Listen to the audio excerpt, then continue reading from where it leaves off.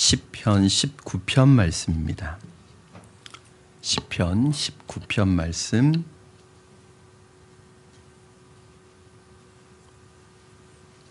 시편 19편 1절에서 14절까지 말씀을 저와 여러분 한 절씩 교독하시고 마지막 14절은 합독하시도록 하겠습니다. 시편 19편 1절에서 14절입니다. 제가 먼저 읽겠습니다. 하늘이 하나님의 영광을 선포하고 궁창이 그의 손으로 하신 일을 나타내는도다. 언어도 없고 말씀도 없으며 들리는 소리도 없으나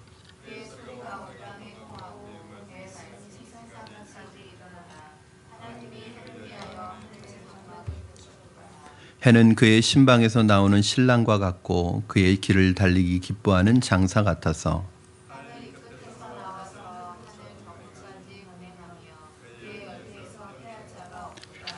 여호와의 율법은 완전하여 영혼을 소성시키며 여호와의 증거는 확실하여 우두는 자를 지혜롭게 하며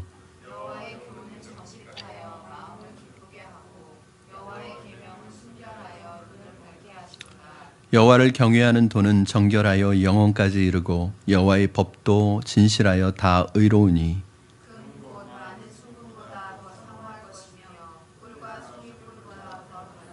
또 주의 종이 이것으로 경고를 받고 이것을 지킴으로 상이 크니이다.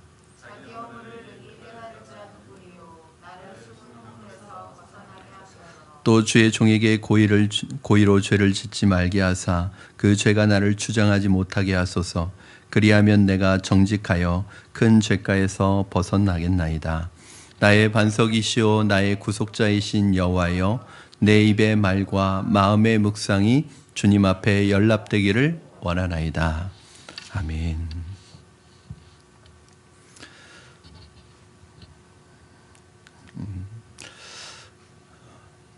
하나님께서는 신실하신 분이십니다. 하나님, 신실하다는 건 무엇이냐면 어제나 오늘이나 내일이나 영원토록 하나님은 변함이 없으신 분이라는 뜻입니다. 하나님께서 변덕장이었으면 어쩔 뻔했어요. 그렇죠? 하나님께서 말을 바꾸시는 분이시라면 우리는 어쩔 뻔했습니까? 하나님께서는 한번 말씀하시고 약속하신 내용을 끝까지 이루어 가시고 끝까지 성취해 가시는 그 하나님이기 때문에 우리가 하나님 앞에서 기쁨을 누릴 수 있지 않겠습니까? 우리는 계속해서 이제 하나님이 얼마나 위대하시고 능력이 많으시고 크신 분이신지를 시편을 통해서 배우고 있습니다. 저는 이제 성경을 각권을 읽다 보면 그 각권이 주는 감동이 다 다른데 시편이 주는 감동은 정말 다르다는 생각이 듭니다. 시편의 말씀을 이렇게 천천히 묵상하면서 반복해서 읽고 노래하다 보면 그런 느낌이 들어요. 제 마음이 넓어지는 것 같은 뭔가 카타르시스와 같이 이 시편 기자와 제 안에 그런 어떤 감정이 서로 이입이 돼서, 그러니까 그것 자체가 치유가 되는 느낌. 여러분 사실은 가장 좋은 치유는 뭔지 아세요? 같은 마음을 가진 사람이 위로를 해주는 것이거든요. 그러니까 왜 사람들이 힘들고 어렵냐면 지금 당하고 있는 이것이 나만 있는 고난이라고 생각하기 때문에 힘든 것인데, 시편을 읽다 보면 내가 당하는 게 이게 나만 당하는 게 아니라 나에게만 있는 어려움이 아니라 모든 사람이 겪는 어려움이라는 것을 알게 되고, 또 더 나아가서는 그것에 대한 문제의 근본적인 해결이 어디에 있는지, 키가 어디에 있는지 가르쳐 주는 것이 바로 시편의 말씀이기 때문에 그렇습니다. 시편에 보면 이제 창조 시편이라는 것이 있는데, 이 창조 시편은 특별히 하나님이 천지 만물을 만드신 그 창조주 하나님의 역사와 사역을 소개하는 시편들인데 찬양하는 거죠, 사실은. 그런데 그 천지 만물을 창조하신 하나님의 이 창조 시편, 하나님이 온 우주를 만드시고 온 만물을 만드시고 우리 만드신 것을 이제 묵상하다 보면 우리 안에 이게 창조 시편을 배워야 되는 이유가 확실하죠. 그것을 묵상하다 보면 뭘 느끼게 되냐면 염려할 게 별로 없는 거예요. 걱정할 게 별로 없는 거예요. 왜냐하면 천지 만물을 만드신 그 놀라운 위대하신 하나님, 이 자연을 다스리시는 하나님, 온 우주 만물을 만드신 하나님, 나까지도 만드신 그 하나님께서 우리의 아버지가 되시고 우리를 다스리고 계시고 우리를 지금도 주님의 손 안에 붙들고 계시다는 사실을 이 창조 시편에서 알게 될 때 우리가 하고 있는 이 걱정거리가, 염려거리가 얼마나 사실은 부질없는 것인지를 깨닫게 하는 그런 놀라운 은혜가 있습니다.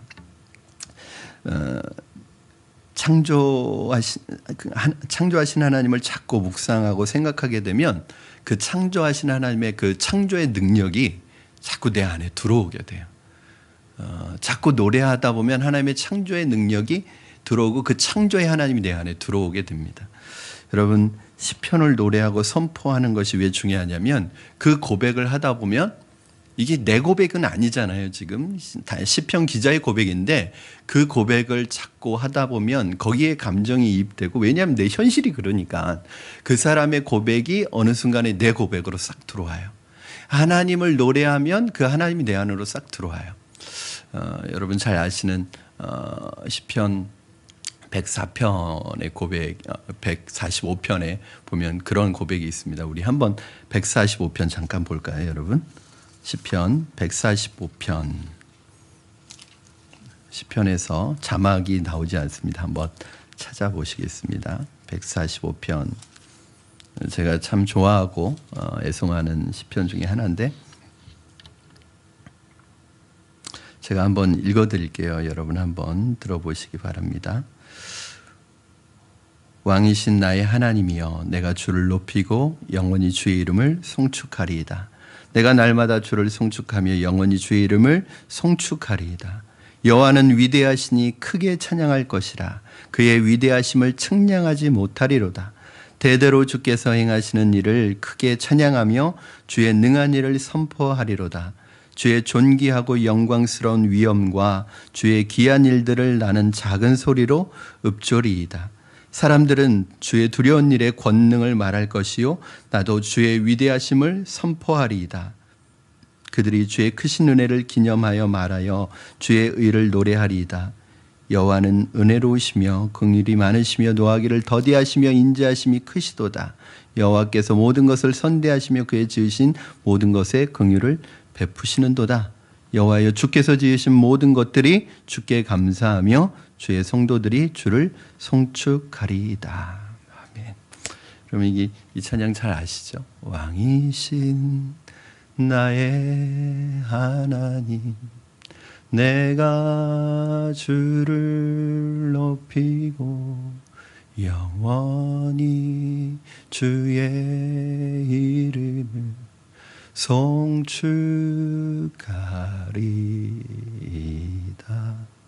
이 찬양을 부르면 벌써 왕이신 하나님이 내 안에 이렇게 들어오셔요. 왕이신 하나님의 다스리심이 이렇게 느껴지는 거예요. 날마다 그의 이름을 송축하리이다.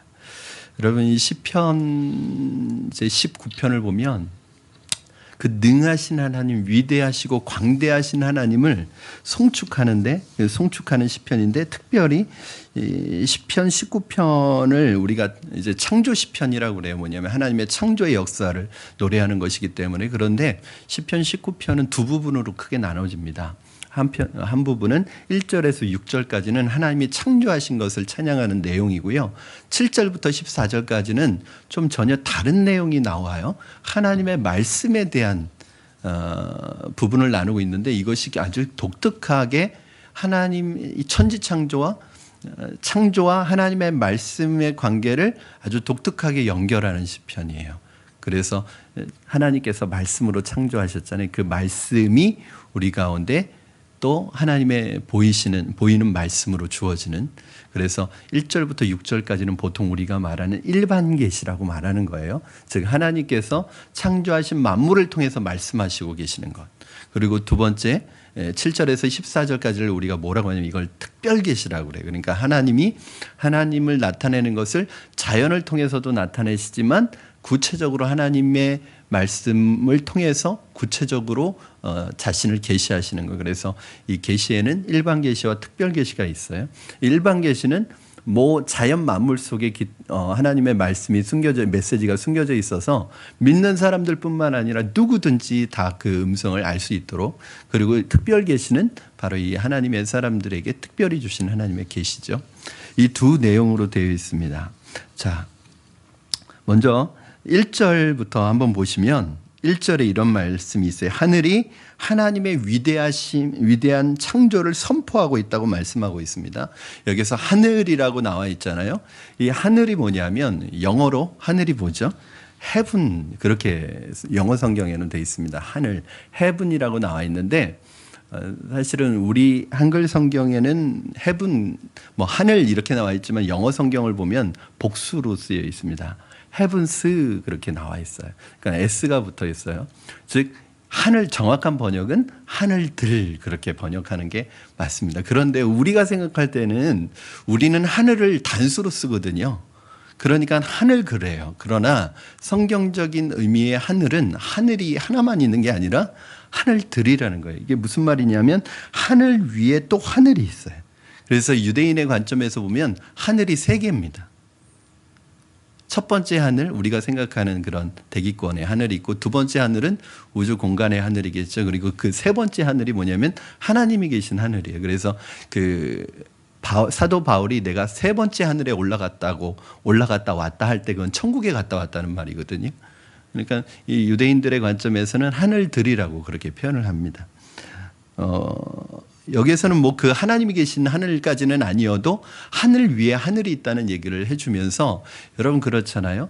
우리가 생각하는 그 우주 공간이라는 것이 얼마나 넓은지, 이 하늘이 얼마나 끝이 없는지, 우리가 생각하는 이 은하계를 넘어서 또 이런 은하계를 가지고 있는 은하계가 또 있고 또 다른 은하계가 있다는 거예요. 그러니까 우리의 인간의 지력으로는 우주의 광활함을 계산할 수가 없습니다. 그래서 하늘 위에 하늘들이 무엇을 선포하고 있어요? 하나님의 영광을 선포하고 있대요. 이게 무슨 말입니까? 이 놀라운 하늘, 이 우주 공간, 끝도 없이 펼쳐지는 이 우주 공간 하늘의 이 광활함을 볼 때 그것을 보면서 뭘 생각한다는 거예요? 하나님이 얼마나 위대하신가, 하나님의 능력이 얼마나 위대하신가를 이 하늘 자체가 선포하고 있다는 거예요. 그러면서 여러분 우주를 보면서 어떤 생각이 들어야 되는 거예요? 와, 하나님 정말 위대하시다. 하나님 정말 대단하시다. 하나님 능력이 정말 크시다. 이걸 선포하고 있대요, 하늘이. 그러니까 끝도 없이 펼쳐지는 그 하늘을 보면서 하늘이 지금 뭐라고 말하고 있느냐면, 야, 이게 하나님의 능력이야. 하나님의 능력 대단하지 않냐? 그러면서 하나님의 영광을 선포하고 있답니다. 여러분, 이런 하늘을 만드신 전능하신 창조의 하나님이 어찌 내 문제 하나 해결하지 못하시겠습니까? 그러니까 결론적으로 말하면 뭐 하는 거예요? 걱정하지 말라, 그거죠. 염려하지 말라는 거죠. 안심하라는 거예요.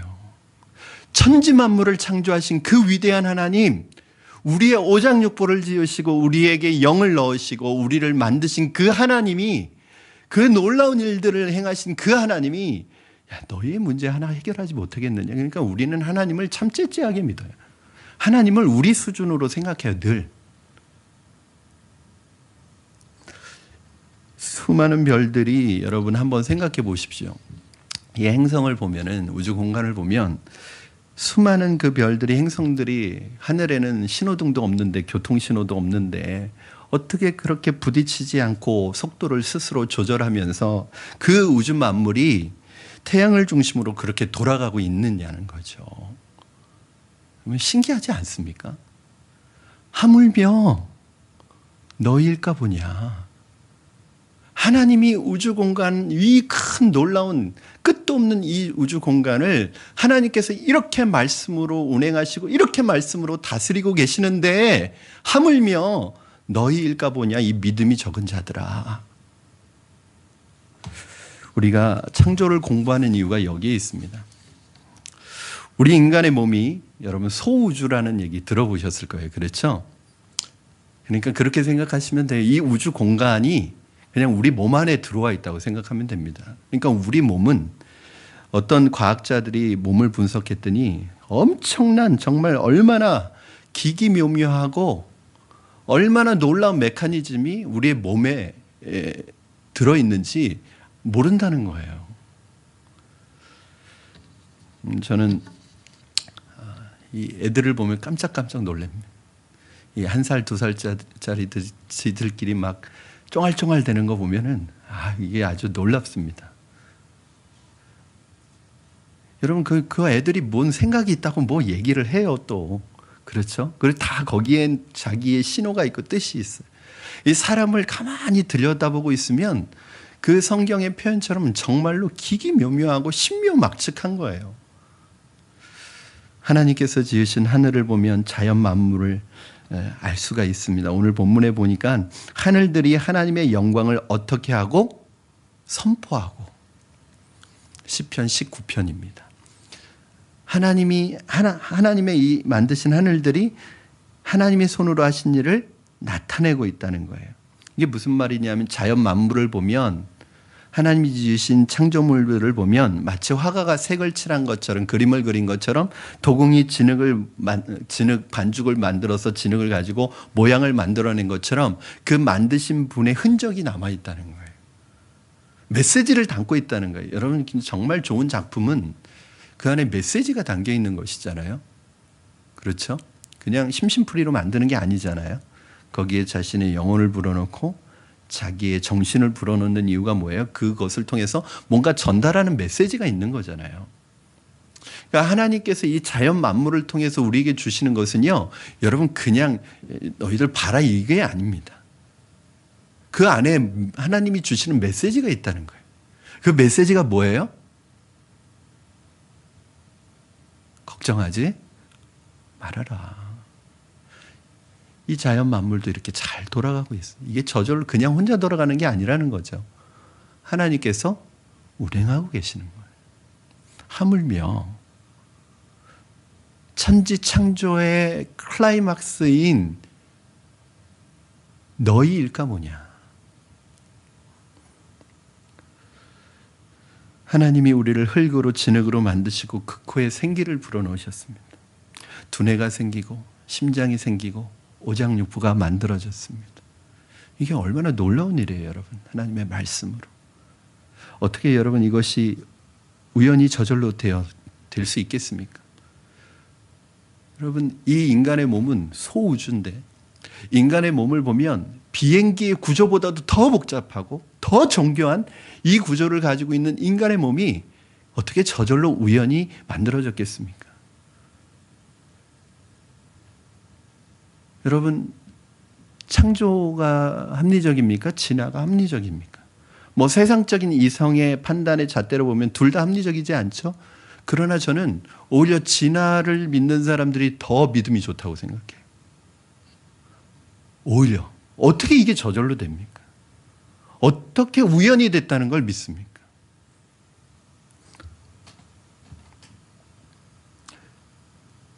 이와 같이 1절은 하나님의 창조의 장엄함을 우리에게 보여주고 있습니다. 2절을 보시면 아주 그러니까 시예요. 그렇죠. 시적인 표현을 읽어야 합니다.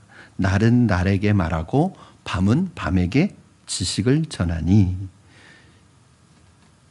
여러분, 날은 날에게 말하고 밤은 밤에게 지식을 전하니, 이게 무슨 뜻이냐면 창조가 어떤 단회적인 사건으로 끝나는 것이 아니라 이 창조가 계속해서 끊임없이 이 창조의 흐름이 이어지고 있다는 거예요.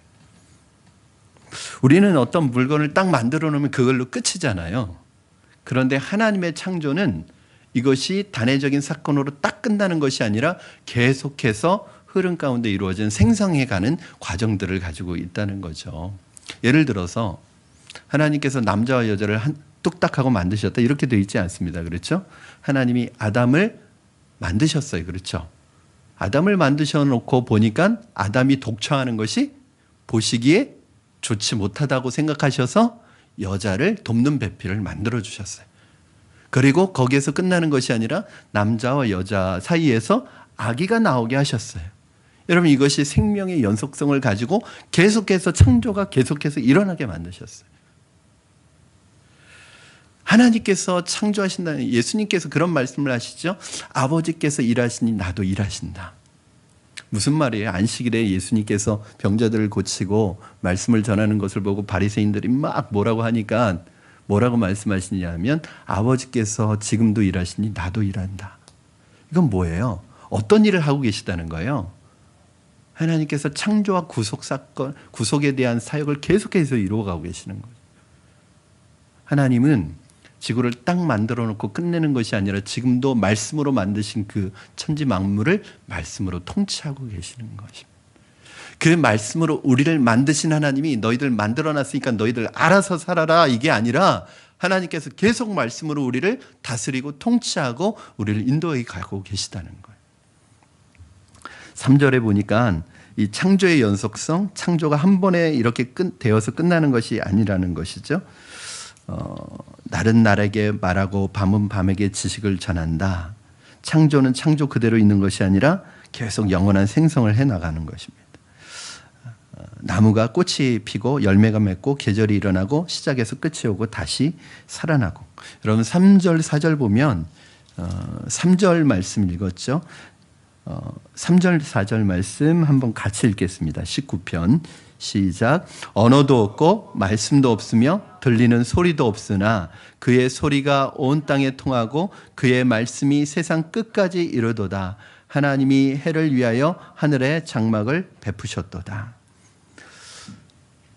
이 창조의 연속성, 지속성, 여러분 뭔가 계속 날은 날에게 전하고 밤은 밤에게 전해서 이 하나님의 천지 만물들이요 뭔가 계속 전하고 있다는 거예요. 뭔가 계속 창조의 어떤 흐름을 이어가고 있다는 거예요. 이거 무슨 말이냐면 영국의 지하철이 굉장히 유명했습니다. 뭘로 유명했냐면 사고가 나지 않는 지하철로. 근데 민영화가 되고 나서 굉장히 사고가 잦아지면서 굉장히 운행을 제한하기 시작했죠. 프랑스의 유명한 떼제베나 콩코드 비행기는 사고가 나지 않는 비행기였습니다. 아주 유명한 것이었습니다. 그런데 사고가 한번 나기 시작하면서 운행을 계속 제한하고 나중에는 여러분 무슨 말이냐면 이 세상에 있는 어떠한 기계 시스템도 시간이 가서 노후가 되고 시간이 가서 낡아지면 문제가 생겨야 안 생겨요? 생기게 돼 있죠.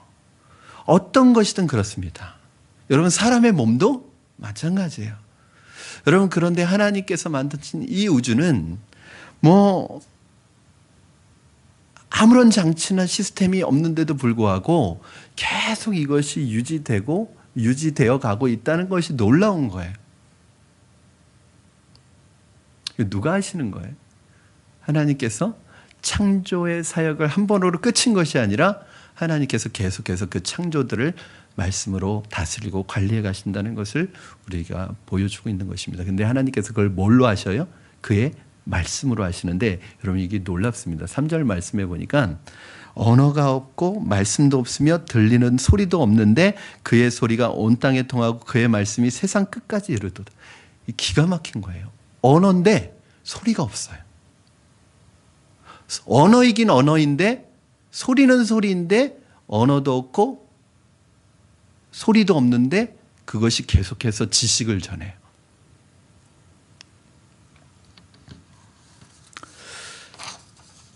하나님의 창조물 안에는 소리가 없지만 다 통해요. 아무 소리도 안 들려요, 우주에는. 그런데 뭔가 계속 메시지를 전달하고 있어요. 오늘 본문 말씀에 보면 그게 뭐냐면 들리지 않는데 언어가 없고 소리가 없는데 소리 나타나는 이 언어가 뭐냐면 바로 하나님의 말씀입니다. 그게 어디까지 이르러요? 세상 끝까지 이른대요. 오늘 보니까 그의 소리는 어떤 소리일까요? 누구의 소리일까요? 하나님의 소리죠. 왜냐하면 그 뒤에 보면 바로 그의 말씀이 또 나오니까 하나님의 말씀이요 온 땅에 통하고 말씀이 세상 끝까지 이른대요. 저는 이것이 어떻게 보면 세계 선교라는 생각이 듭니다. 하나님의 말씀이 어디까지 이르러요? 땅 끝까지 이르러. 저는 하나님의 말씀이 들리지 않고 보이지 않는 것 같지만 땅 끝까지 갈 줄로 믿습니다. 세상 끝까지 갈 줄로 믿습니다. 이것이 하나님의 창조의 능력이고 말씀의 세계예요. 여러분 천국 가면 다 이럴 것 같아요. 천국 가서 한국말 안 할 것 같아요. 그렇죠? 천국 가면 영어 안 할 것 같아요. 천국에서 우리가 사용하는 말은 문법이 없을 것 같아요. 천국에서 우리가 사용하는 말은 통역이나 번역이 필요 없는 말일 것 같아요. 말하지 않아도 통하는, 말하지 않아도 전달되는, 말하지 않아도 그것이 다 통하는 그런 천상의 언어를 쓰지 않겠습니까? 저는 이것이 하나님께서 보여주시는 천국의 모습이 아닌가 하는 생각이 듭니다. 그 다음에 하나님이 해를 위하여 하늘에 무엇을 베푸셨어요? 장막을 베푸셨나니. 여러분 이제 이 5절 말씀에서 그 천지 만물 자연 창조에서 천지 창조에서 클라이막스는 인간이지만 이 자연 만물 중에서의 핵심 클라이막스는 해라고 생각이 들어요. 그 해만 딱 떼어가지고 5절 6절 말씀하고 있는데 너무너무 재미있는 표현을 씁니다. 그렇죠? 장막을 왜 베푸셨을까요? 해를 위해서.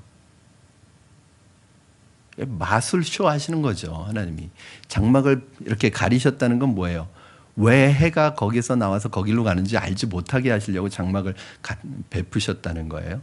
자, 여러분 보시면 저는 참 해를 보면 신비스럽지 않습니까, 여러분? 이 해라는 것은 어떻게 그렇게 영원히 빛을 발할 수 있을까? 태초에서부터 지금까지. 한번 그런 생각도 해보요. 그 해 안으로 한번 들어가 보고 싶은. 그 안에는 도대체 뭐가 있길래 태초부터 지금까지 해는 그렇게 계속 빛을 비치고 그 수억 광량 떨어진 그곳에서 그렇게 지나는데도 이것이 그 빛이 도달하고 그 빛이 사라지지 않는 그러한 역할을 할 수 있을까? 여러분 어마어마한 해를 딱 떼어서 설명을 하고 있는데 5절 말씀에 보니까 그 해는 무엇과 같냐 하면 그의 신방에서 나오는 신랑과 같고, 이게 뭐냐면 이제 해가 뜨는 거예요. 해가 뜰 때 어떤 느낌이 드냐면 좀 붉은 느낌이 들어서 좀 수줍어하는, 이제 막 신방에서 첫날 밤을 보내고 나오는 신랑같이 표현이 된 거예요. 그런데 그렇게 수줍게 나왔던 그 해가 이제 중천에 떠서 이렇게 해가 진행해 가는 것을 볼 때 꼭 뭐 같아요? 달리기를 기뻐하는 장사 같아서. 이건 뭐냐면 해가 운행하는 데 있어서 지쳐요, 안 지쳐요? 지치지 않아요. 이걸 매일 하는 거예요, 해는.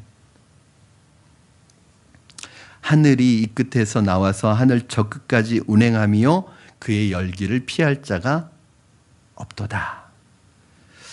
다시 말해서 태양 에너지의 도움을 받지 않는 생물체는 없다는 뜻입니다. 바로 그 태양이 하나님께서 우리에게 주신 무료 에너지죠. 그렇죠?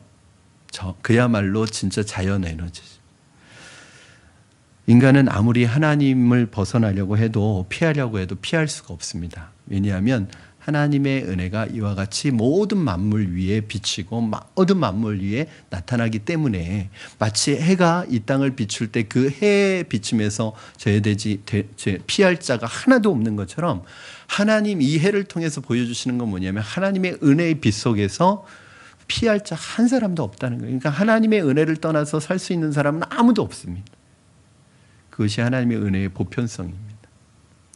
사랑하는 여러분, 하나님께서 이 모든 만물을 어떻게 만드셨어요?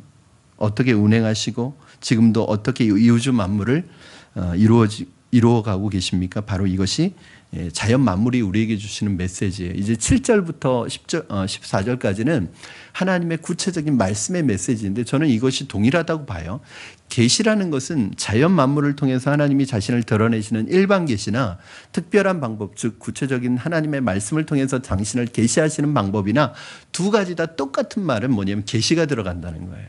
여러분 계시라는 게 뭐죠? 계시는 눈에 보이지 않는 하나님이 눈에 보이지 않는 당신을 우리에게 보여주시는 걸 계시라고 해요. 즉 하나님께서 우리에게 이 계시를 통해서 전달하고 싶은 메시지가 있는 거예요. 그것이 무엇입니까? 이 온 우주 만물을 창조하시고 그것도 말씀으로 창조하시고 지금도 말씀으로 그 우주 만물을 운행하시고 그 만물을 지으신 하나님, 이 인간을 지으시고 인간의 오장육부를 지으시고 이 가장 뛰어난 능력으로 하나님께서 지으신 우리 인간들을 통해서 말씀하시고자 하시는 것이 무엇이에요? 네가 하는 게 아니다. 이 하늘을 만드시고 이 천지 만물을 만든 내가 너의 그 작은 문제도 하나 해결하지 못하겠느냐? 너 가지고 있는 그 끙끙 앓고 있는 염려 하나 해결하지 못하겠느냐? 너 왜 나를 그렇게 작게 보느냐? 나 우주를 만든 천지를 만든 네 하나님 아버지야. 왜 너는 나를 오히려 그 천지 만물을 만든 자연 안에 구속되어 있는 그 자연 안에 갇혀 있는 하나님으로 자꾸 만드느냐는 거죠. 자연 만물은 소리 없는 소리를 통해서 하나님의 질서대로 움직이면서 살아가고 있습니다. 어떻게 보면 우주 공간이나 자연들은 하나님의 말씀에 따라서 사명을 충실히 감당하는 역할을 살아가고 있어요. 그런데 정작 우리는 하나님의 말씀을 따라서 사명 감당하는 사명의 생애를 살아가지 못하고 있습니다. 언젠가 한번 요즘에는 그런 시계가 없죠. 그 뻐꾸기 시계 있는 집 있습니까? 요즘에? 예전에는 그 뻐꾸기 시계 있는 집 굉장히 잘 사는 집 같아서 저 뻐꾸기 시계 하나 갖고 싶다 그랬는데 언젠가 그 교회에서 저의 양 어머니라고 소개해드렸던 그 집사님 댁에서 이제 밥을 먹는데 그 뻐꾸기가 나와서 이제 시간을 알려주고 들어갔어요. 그러니까 그 어머니가 그냥 지나가는 말로 이렇게 얘기하시더라고요. 오늘도 사명 감당하느라고 수고가 많다고 뻐꾸기에게. 여러분, 자연 만물들은 그 하나님의 말씀에 의해서 지금도 충실히 자기에 맡겨진 사명을 감당하며 살아가는데 우리 인간들은 하나님의 말씀조차 알지 못하고 하나님의 말씀을 듣지 못해요. 그래서 유일하게 하나님께서 우리 인간들만 알아들을 수 있는 언어로 주신 하나님의 계시가 뭐예요? 바로 이 하나님의 말씀인 거예요. 자연 만물들은 소리가 없어도 들리는 것이 없어도 그 자연 만물 속에 있는 하나님의 메시지를 다 알고 기억하고 사명대로 살아요. 그런데 우리 인간들은 그것도 몰라요. 그래서 더 특별하게 하나님의 음성을 말씀을 통해서 구체적으로 주셨어요. 그런데 그것도 거절하면서 살아요. 자, 우리 7절에서 10절 말씀 한번 같이 읽겠습니다. 이제 하나님의 말씀에 대해서 계속 얘기하고 있어요. 우리 한 목소리로 7절에서 10절까지 같이 읽겠습니다. 시작. 여호와의 율법은 완전하여 영혼을 소성시키시며 여호와의 증거는 확실하여 우둔한 자를 지혜롭게 하며 여호와의 교훈은 정직하여 마음을 기쁘게 하고 여호와의 계명은 순결하여 눈을 밝게 하도다. 여호와를 경외하는 도는 정결하여 영혼까지 이르고 여호와의 법도 진실하여 다 의로우니 금 곧 많은 순금보다 더 사모할 것이며 꿀과 송이꿀보다 더 달도다. 아멘. 사랑하는 성도 여러분, 나쁜 것을 생각하지 마시기 바랍니다. 하나님은 신실하다는 것만 생각하십시오. 내가 환경이 힘들고 어렵더라도 말씀 하나 붙들고 그냥 믿습니다 하고 가셔야 합니다. 때로는 그것이 다른 사람에게 미련해 보일지라도 여러분 그 방향으로 그 말씀 붙들고 그냥 미련하게 어리석게 사람들이 볼 때 어리석을 정도로 말씀 하나만 붙들고 믿음으로 가십시오. 그리고 하나님 믿습니다 하고 끝까지 가세요. 그러면 거기에 놀라운 역사가 있습니다. 여러분, 할 수 있거든이 무슨 말이냐? 믿는 자에게 능치 못함이 없다고 예수님께서 말씀하셨습니다. 여러분 여러분의 인생이 축복받은 인생이라는 것을 여러분 꼭 기억하시기 바랍니다. 지금도 좀 어두운 터널, 사망의 음침한 골짜기와 같은 그러한 어두운 터널을 지나고 있을지라도 해를 두려워하지 않을 것은 주께서 나와 함께 하심이라는 이 말씀이, 이 약속의 말씀이 오늘도 여전히 저와 여러분에게 유효하다는 사실을 믿으시기 바랍니다. 성경의 약속을 그대로 믿어야 돼요. 이렇게 천지 만물을 창조하신 하나님이 어떻게 나를 버리시겠느냐? 나를 택하신 하나님이 어떻게 나를 버리시겠느냐? 여러분 부모가 자녀를 버립니까? 정상적인 부모라면 자녀를 버리는 부모는 없을 거예요. 여러분, 그러면 하나님 아버지는 여러분을 버리시겠습니까? 마태복음 6장에서 예수님께서 하시고자 하시는 말씀이 그 말씀 아니십니까? 하늘 나는 새를 봐라. 모아들이지도 않고 곡간이 없다. 그런데도 하나님이 다 먹이시고 다 그렇게 살게 하지 않느냐. 들에 피는 백합화를 봐라. 스스로 옷을 짜지 않아도 하나님께서 솔로몬의 영광보다 더 아름다운 옷으로 그 꽃에게 들꽃에게 입혀주시는 그 하나님이 지금도 하나님께서 만드신 이 작은 그 창조물들에도 이렇게 하나님께서 관심을 가지고 그들을 먹이시고 입히신다면 하물며 하늘아버지께서 너희들을 굶기시겠느냐? 하나님께서 너희들을 버리시겠느냐? 그러니까 뭐예요? 마태복음 6장의 말씀 염려하지 말아라. 너희들 아버지 있지 않느냐? 여러분 아버지 있는 아이가 자기가 굶어 죽을 거 염려하는 아이 보셨습니까? 아이들 천진난만하죠. 왜요? 부모 믿고. 어떻게 보면 우리는 어린애들보다 더 믿음이 없어요. 그렇죠? 애들은 눈에 보이는 그 부모 믿고서 그 능력 없는 부모 믿고서 그 힘이 없는 부모 믿고서도 저렇게 염려가 없는데 우리는 전능하신 하나님, 천지를 지으신 하나님, 우주 만물을 지으시고 지금도 그 우주 만물을 이루어 가시는 그 작은 새들까지 들에 핀 꽃들까지도 먹이시고 입히시는 그 하나님을 아버지로 두고 있으면서도 우리는 걱정할 거 다 해요. 염려할 거 다 해요. 내일 뭘 먹을까 걱정해요. 10년 후에 어떻게 살지 몰라서 10년 후를 대비해서 다 쌓아놓고 살아요. 아둥바둥. 사재기하면서 사느냐, 그런 이야기입니다. 사랑하는 성도 여러분, 오늘 여러분의 모든 염려의 보따리 다 싸세요. 그리고 다 던져버리시기 바랍니다. 그러면서 뭐라고 외치세요? 넌 나하고 상관없다. 어떠한 절망과 실망과 어두운 상황이 온다 할지라도 여러분 선포하셔야 돼요. 넌 나하고 상관없다. 넌 내 것이 아니다. 넌 내 게 아니다. 선포하시고 딱 선을 그어버리셔야 합니다. 하나님을 신뢰하는 사람들의 특징이 있습니다. 그게 뭔지 아세요? 부정적이지가 않다는 거예요. 상황은 지금 부정적인 상황이에요. 벌써 다른 사람 같았으면 몇 번 뒤로 자빠지고 넘어졌을 상황이에요. 근데 이 사람은 그걸 부정적으로 보지 않아요. 제가 어떤 집사님에게 그렇게 말씀드렸습니다. 결국은 승리의 비결은 관점의 차이라고. 어떻게 보느냐의 차이고 결국 신앙은 뭐예요, 여러분? 해석을 잘하는 거예요. 그렇죠? 상황과 환경을 정확하게 보는 게 믿음이 아니라 그 상황과 환경을 해석해내는 게 믿음이거든요. 어떤 사모님 이야기를 들은 적이 있어요. 이 사모님이 어렸을 때 브라질로 이민을 가서 너무너무 힘들게 살았다는 거예요. 너무 가정 형편이 힘들어서 뭐 공부는 제대로 하지도 못하고 늘 어렸을 때부터 노동을 하고 일을 해야 됐대요. 그런데도 이 사모님이 믿는 그 하나님, 그래서 늘 이 사모님은요, 그냥 제대로 꾸며본 적도 없대요. 어려서부터 클 때까지. 그래서 꼭 겉으로 보면 꼭 남자 같은데 그 남자 같은 이 사모님을 유일하게 여자로 봐준 분이 그 목사님이셨다.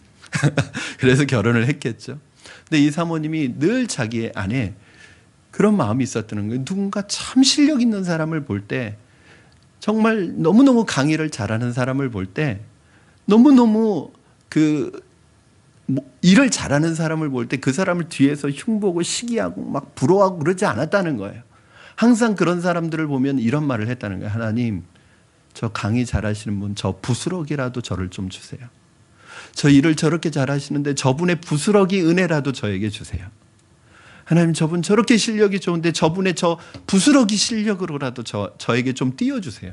늘 그렇게. 그래서 이분은 자기보다 잘 되는 사람, 잘하는 사람 볼 때 항상 그 사람 보면서 하나님 조금만 띄워주세요. 저분의 부스러기라도 저를 좀 주세요.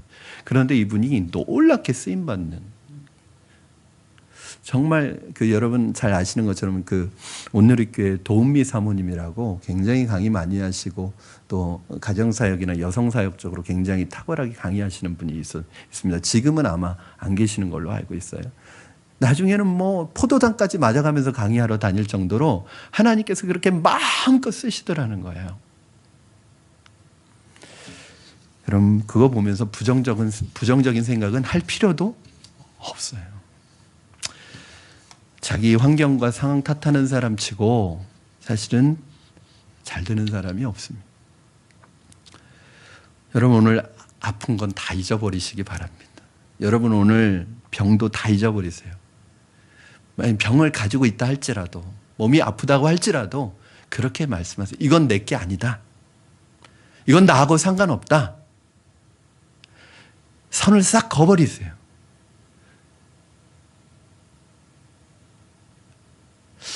하나님, 이 병을 고쳐주세요.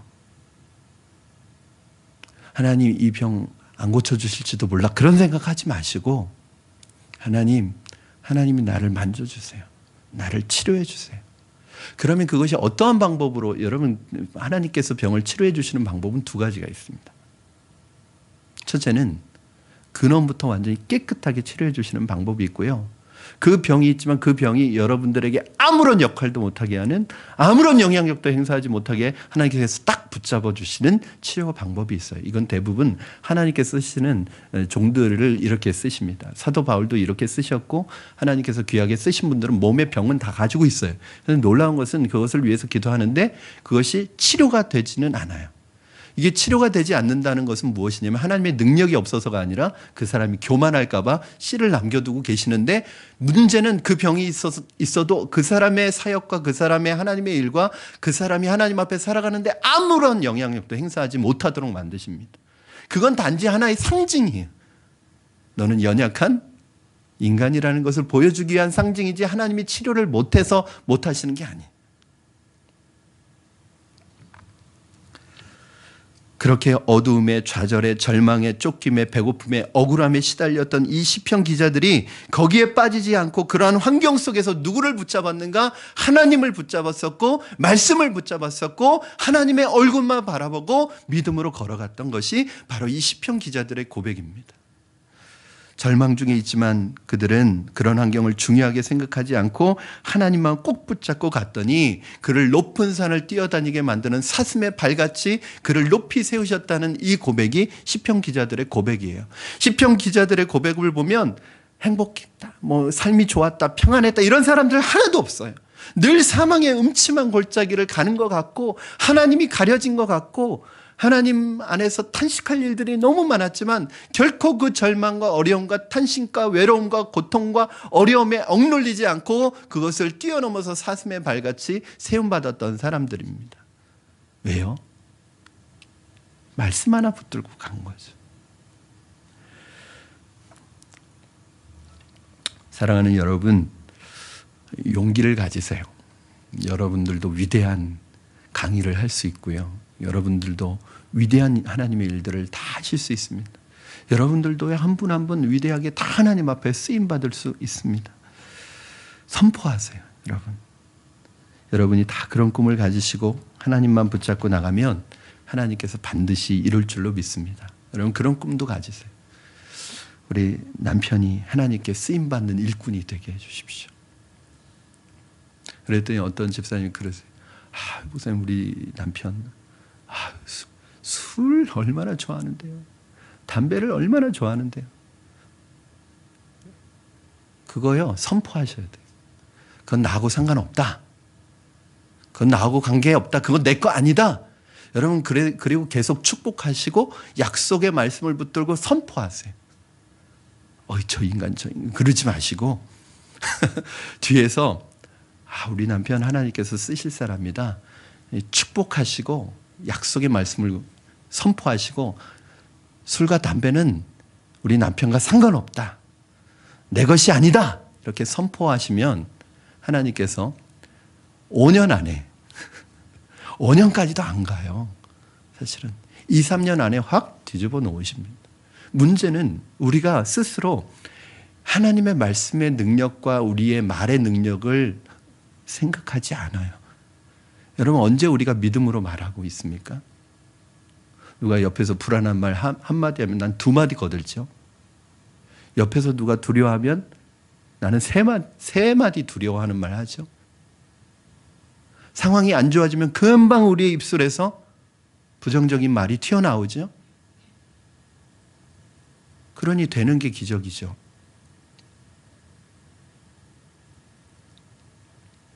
여러분, 환경을 있는 그대로 받아들이고 절망하지 마시고, 있는 그대로 상황을 받아들이고 그것에 대해서 실망하지 마시고, 그 상황을 정확히 보는 건 좋다 이거예요. 그러나 왜 이 상황이 내게 왔는지를 해석해내시란 말이에요. 그리고 믿음으로 선포하시기 바랍니다. 결국은 하나님께서, 여러분 우리 사형리에 늘 그렇게 전도할 때 그렇게 얘기하잖아요. 하나님께서 당신을 향한 놀라운 계획을 가지고 계십니다.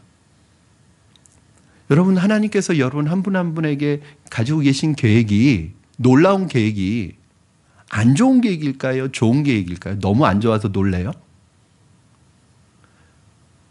생각지도 못한 안 좋은 게 와서 놀라는 게 아니라 하나님께서 여러분을 향해서 다 좋은 계획을 가지고 계시잖아요. 그러면 그걸 대전제로 삼으시고 내게 닥친 환경이나 상황을 그 대전제에 맞춰서 해석해 내셔야 돼요. 결국 나는 승리할 것이다. 나는 잘 될 것이다. 하나님께서 나에게 축복하실 것이다. 나는 이런 상황에서도 말씀만 붙들고 간다. 믿음으로 간다. 하나님만 바라보고 간다. 사람의 말 듣지 않겠다. 사람의 말 신경 쓰지 않겠다. 상황 환경 물론 이것이 있지만 나는 여기에 절망하지 않겠다. 믿음으로 간다. 왜요?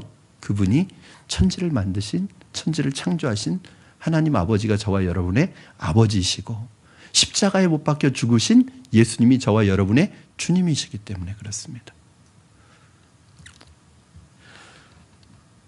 오늘 여러분 가운데 어려움 당하고 환난을 당하고 기도가 급하신 분은 걱정하지 마시고 하나님의 약속을 붙잡고 천지를 창조하시고 우주를 만드시고 나를 지으신 그 하나님을 신뢰하시고 믿음으로 나아가시기를 주님의 이름으로 축원합니다. 그러면 여러분을 붙들고 있었던 이 빗장이 풀어지고 여러분을 덮고 있었던 이 장막이 벗어지는 놀라운 은혜를 경험할 줄로 믿습니다. 그러니까 걸어 다닐 때도 공주처럼 걸으시고 공주처럼 좀 말하세요. 여러분 공주답게 행동하십시오. 걸어 다닐 때도 좀 공주처럼 걷고 말할 때도 여러분 하나님의 딸들 아닙니까? 그렇죠? 그런데 함부로 말하고 막 말하면 전혀 공주 같지 않습니다.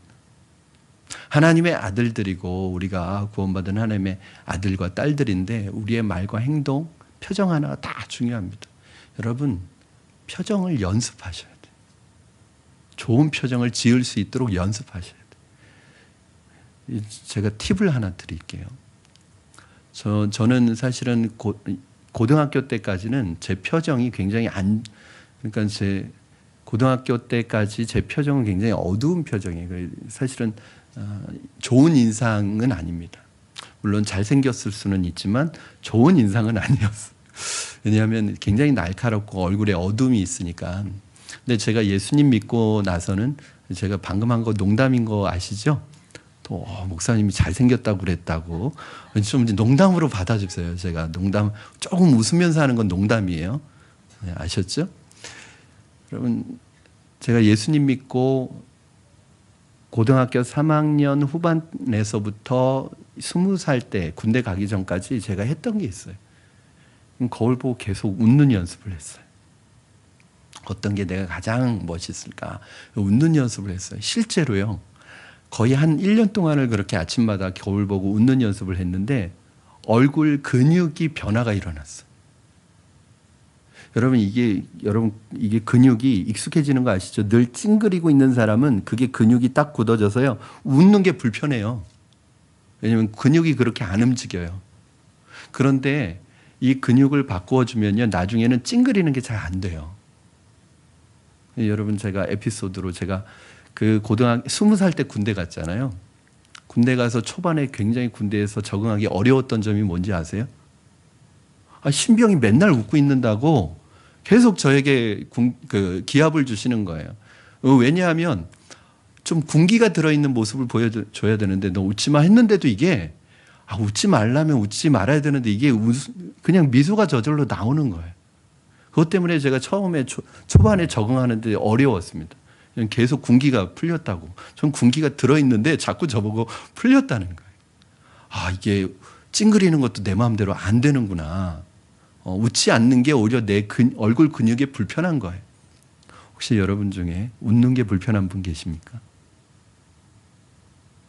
여러분의 얼굴이 안 웃는 게 불편하기를 바랍니다. 표정도 좀 연습을 하세요. 여러분, 그것이 사람의 작은 부분인 것 같지만 그게 그 사람을 바꾸는 것입니다. 여러분, 그렇게 자기를 사랑하고 그렇게 자기를 존귀하게 여기고 하나님이 원하시는 모습으로, 하나님이 원하시는 우리의 모습으로 자꾸 바꾸어 가고 그렇게 연습하는 것, 이거 굉장히 중요한 것입니다.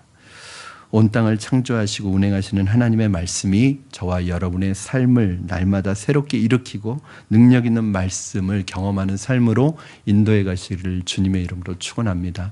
여러분, 지금도 하나님께서 천지를 만드시고 지금도 말씀으로 세상을 주관하시고 계신 것처럼 오늘 저와 여러분의 삶을 다스리고 계심을 믿으시고 그 하나님께 나의 모든 염려와 근심과 걱정은 다 싸가지고 던져버리시고 오늘도 주님 안에서 하나님이 주시는 믿음의 꿈과 믿음의 소망을 가지고 승리하는 삶을 살아가시기를 주님의 이름으로 축원합니다. 기도하겠습니다. 이 시간에 우리 같이 기도하시겠습니다.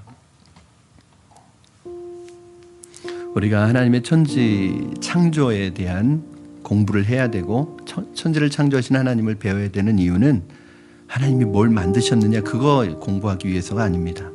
이 천지를 창조하시고 만물을 만드신 그 하나님이 오늘 그 만물을 말씀으로 주관하실 뿐만 아니라 그 천지 만물의 천지 창조의 클라이막스인 절정이었던 우리 인간을, 우리 사람을, 바로 하나님의 자녀들을 오늘도 하나님이 다스리고 계시다는 사실입니다. 오늘 여러분 안에 삶의 현실과 상황 속에서 부딪히는 어려움과 또는 절망과 좌절과 어두움과 배고픔과 억울함과 쫓김과 시달린 그런 일들 때문에 하나님의 광대하심을 잃어버리셨다면 오늘 하나님을 찬양하는 가운데, 하나님을 묵상하는 가운데 그 하나님의 광대하심을 회복하셨으면 좋겠습니다.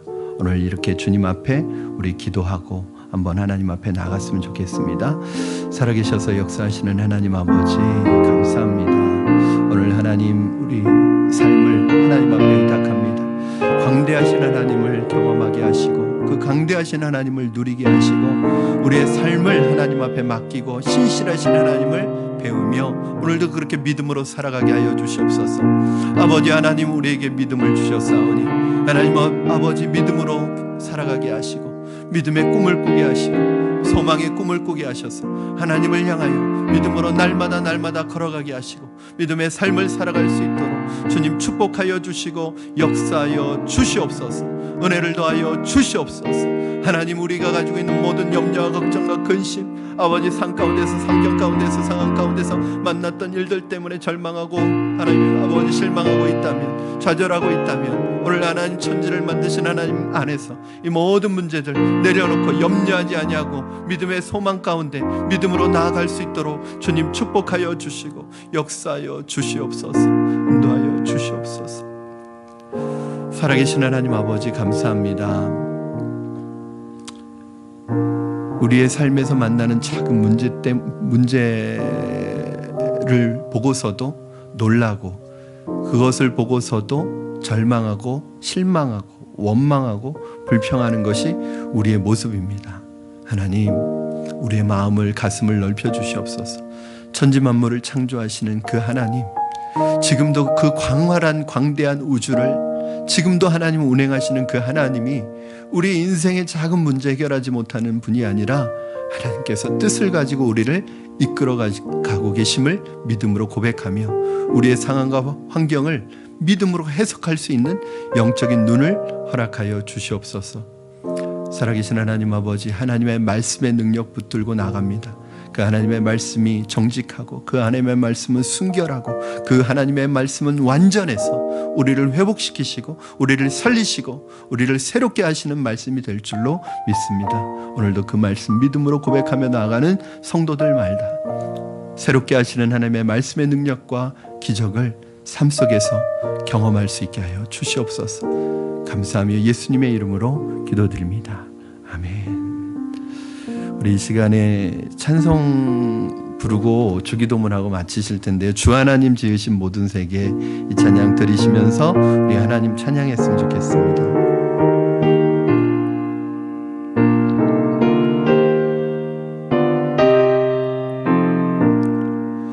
주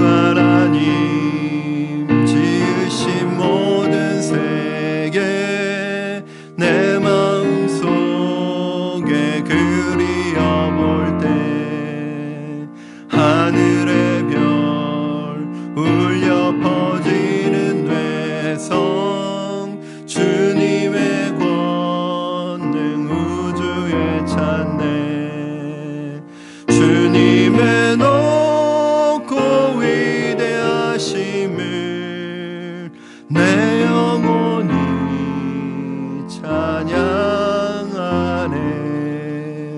주님의 높고 위대하심을 내 영혼이 찬양하네. 숲속이나 험한 산골짜기에서 지저귀는 저 새소리들과 고요하게 흐르는 시냇물은 주님의 솜씨 노래하도다. 주님의 높고 위대하심을 내 영혼이 찬양하네. 주님의 높고 위대하심을 내 영혼이 찬양하. 주님의 높고 위대하심을 주님의 높고 위대하심을 내 영혼이 찬양하네. 주님의 높고 위대하심을 내 영혼이 찬양하네.